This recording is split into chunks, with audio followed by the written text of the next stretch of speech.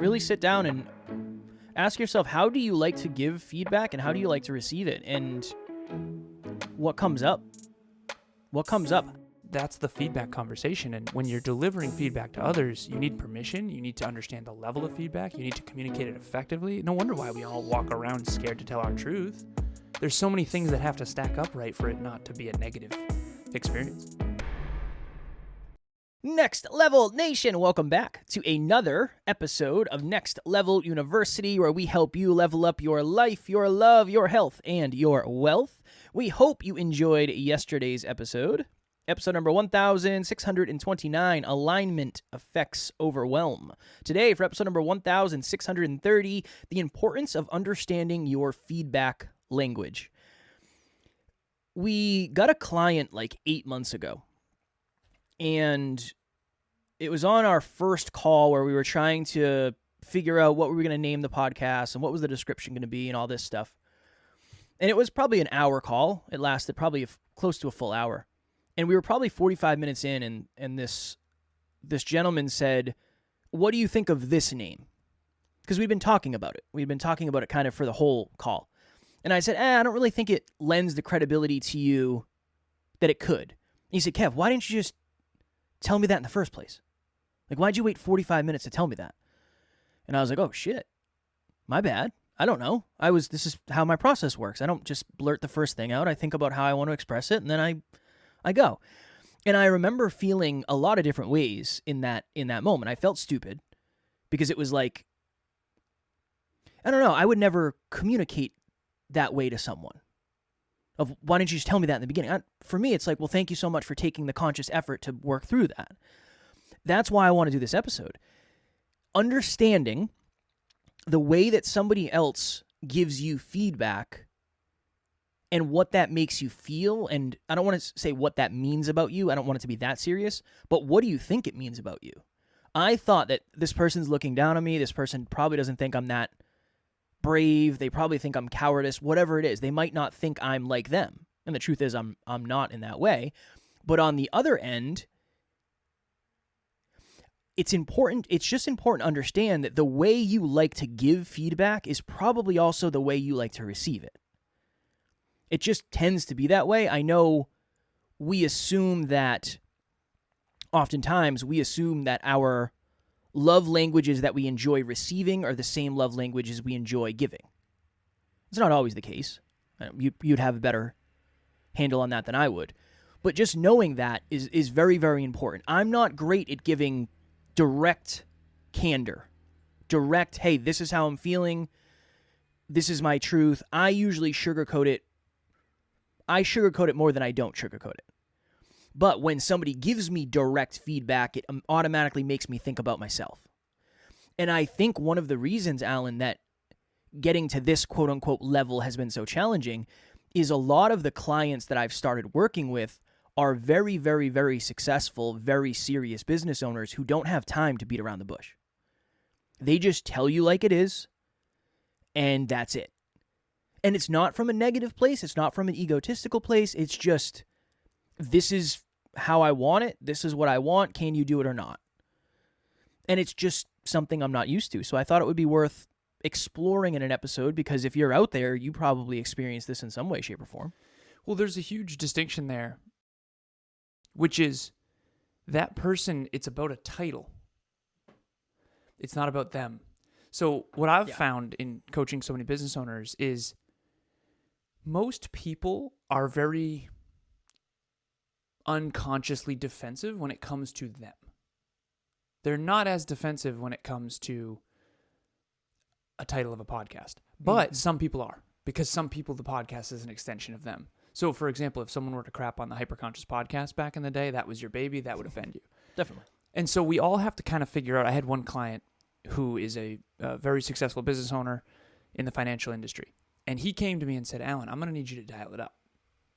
I'm not like your other clients. I need you to bump this up. Meaning, I want to know what you really think and do not sugarcoat it. Yeah. And I did. I dialed it up. And, you know, it's interesting because there have been times where I had to dance with him too a little bit. And this is the psychology underneath it. We all have protectors. think of your ego as a protector. It's almost like who you believe you are is a shield that you have up, particularly when you're around other people. So if you think you're in shape and someone comes around you who challenges that by them being in better shape, it will trigger you. If you think you're out of shape and someone comes around you and they're in great shape, it might not trigger you as much because it might trigger you because you're insecure about being out of shape. So that's a whole thing. But in internal family systems, you can study this. I've talked a lot about it on the podcast. But for the new listeners, I have a therapist named Carol who does IFS. And IFS is understanding your protectors. Your protectors, a good way to think about it, is a shield around you. Everyone has protectors up, particularly in public. And that's why when you feel psychologically safe with someone, like you and I, we've worked together for almost 7 years now, so your protectors aren't often up with me. Sometimes they are, because I'm also the CEO, and I got to make sure you're on the rails, and you got to make sure I show up on time every now and then. So our protectors are up a little, but not much. With your intimate partner, the protectors come up when you're insecure. But hopefully your intimate partner is the person that you're the safest with. Hopefully. But here's the problem. If Emilia or Taryn, Kevin's wife, my girlfriend, future wife, if they have to give us tough feedback, how do they do that without losing the psychological safety? And you're doing this all the time. You want to help your partner grow, and you want her light to shine as bright as possible. And if there's mud covering it, you want to reveal that to her. That's what being in a great relationship is about. But how do you do that without throwing stingers or daggers or igniting her protectors to where she doesn't feel safe to be herself around you? And I think that's one of the reasons why I struggled so much in intimate relationships, is because I was more growth-oriented than I realized. I was very direct in my feedback with people, particularly because as a math thinker, you just kind of tell things. You just say things that you think are true. I've gotten a lot more emotionally intelligent with feedback. I've started to do what I call care and candor, and that's kind of what I want to focus on in this episode, which is you got to start with care and then bring the candor. Some people get annoyed with that because, to your point, they think you're beating around the bush. It's like, just tell me. Yeah. But that person that you're referring to, if I were coaching them and it wasn't about their podcast, it was about them, I can almost promise you they'd have a huge protector come up. And you don't trigger people as much, I don't think. I think you that's fair. Create a safe space for people. So if anything, they're like, Kev, come on. Don't take it easy on me. It's so hard because, like you said, if it's in an intimate relationship, you either know the level of permission you have or you ask for the level of permission you need. Yeah. This was the first conversation I'd ever... This is my default setting. It's just a mix of default settings. Your default setting is different than my default setting, and that's creating resistance somewhere in the middle, where I have certain clients where I know exactly how far I can go and I know exactly how far I can challenge them.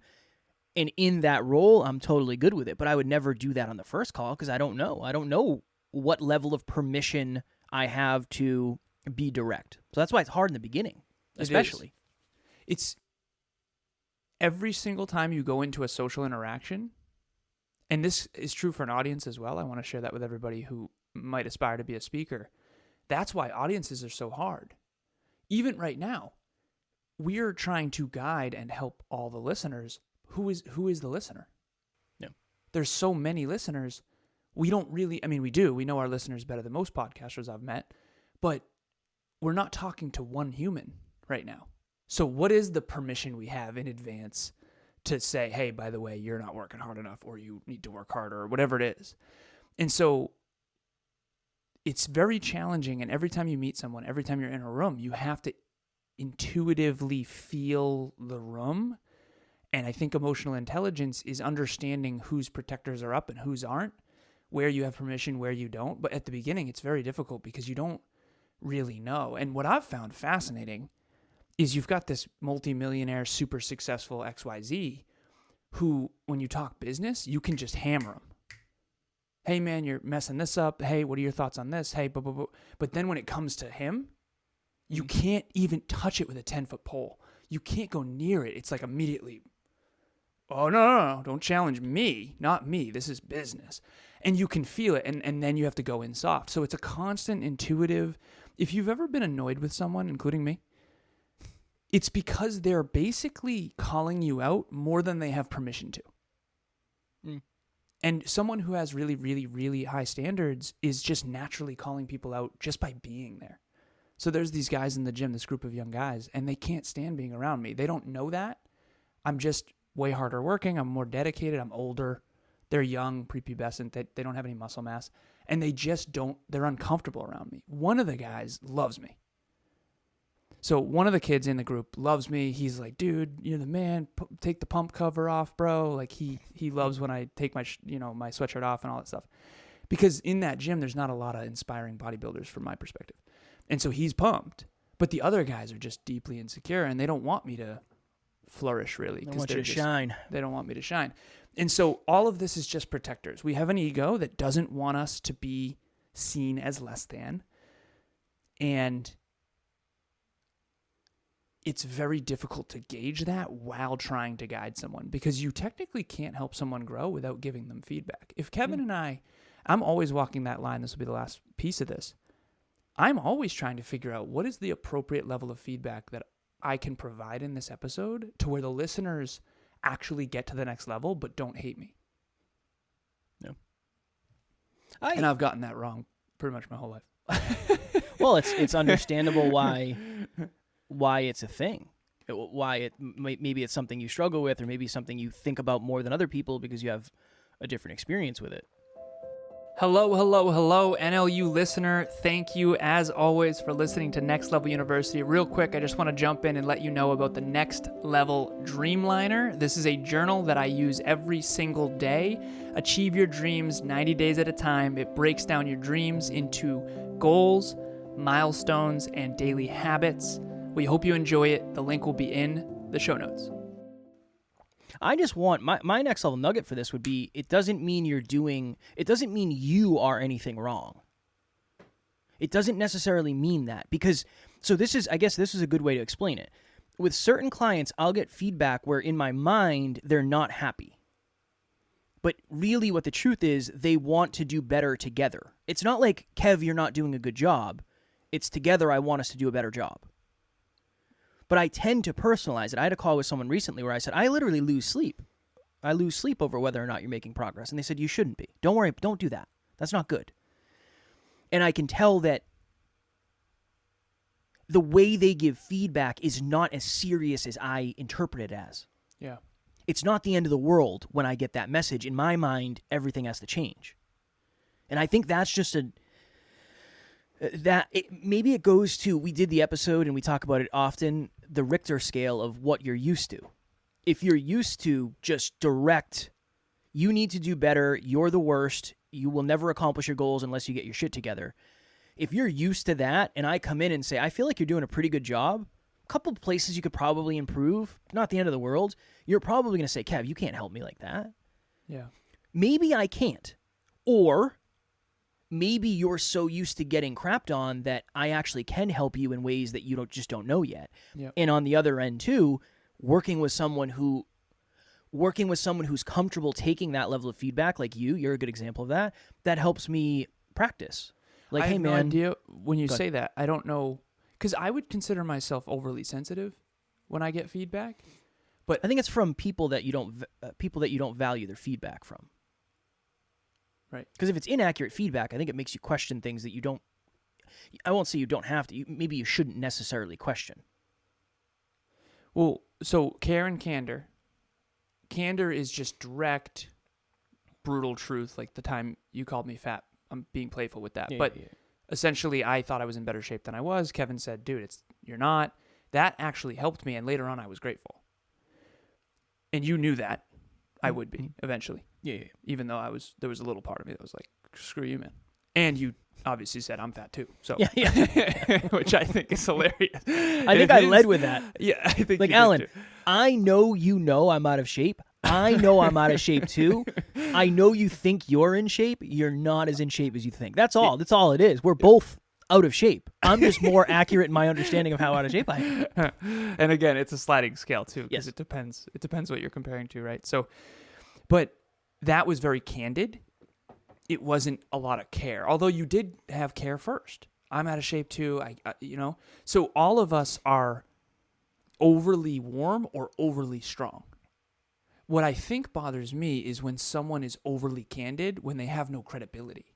Yeah. Like that dude who reached out and said, hey, you should really XYZ. It's like, what are you talking? On what planet can you give Kevin and I advice when we've been in this industry studying it every day for years and you've never done this once before in your entire life?